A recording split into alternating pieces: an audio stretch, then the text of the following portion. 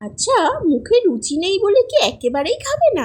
যদি এরকম গরম গরম ভাতের সাথে চাল কুমড়োর পকেট ভাজার একটা কাঁচা লঙ্কা দিই, তাহলে তোমরা বরং চটপট রেসিপিটা দেখে নাও। চাল কুমড়ো কেটে এরকম পকেট বানিয়ে নিয়েছি।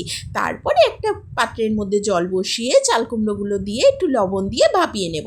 ততক্ষণ ভাপা হোক, আমি একটু সর্ষেটা বেটে নিই। সর্ষেটা প্রথমে শুকনো করে বেটে তারপরে লবণ, কাঁচা লঙ্কা আর একটু জল আর সর্ষের তেল দিয়ে এরকম একটা মিহি পেস্ট বানিয়ে নিয়েছি। তারপরে বেসনটা রেডি করে নেওয়া যাক। একটু লবণ, পরিমাণ মতো হলুদ, কালো জিরে আর একটু চিনি, আর দিয়ে দিলাম সুজি, আর এখানে কাঁচা লঙ্কা আর আদা বাটা দিয়ে ভালো করে মিশিয়ে অল্প অল্প করে জল দিয়ে একটা মিহি পেস্ট বানিয়ে।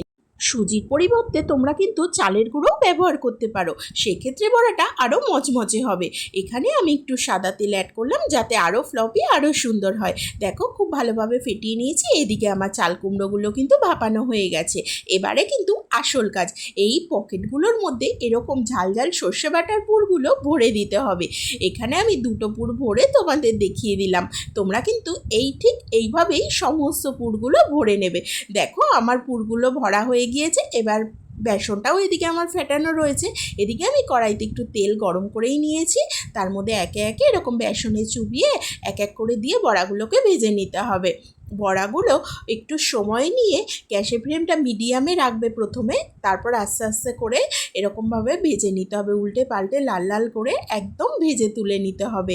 এই পকেট ভাজাটা কিন্তু খেতে দুর্দান্ত লাগে, ওপরে মচমচে, তারপরে মাঝখানে সর্ষের ঝাঁঝ, অসাধারণ। বাড়িতে একবার বানালে আমাকে কমেন্টসে কিন্তু জানাতে ভুলো না কেমন লাগলো। সবাই ভালো থেকো, টাটা।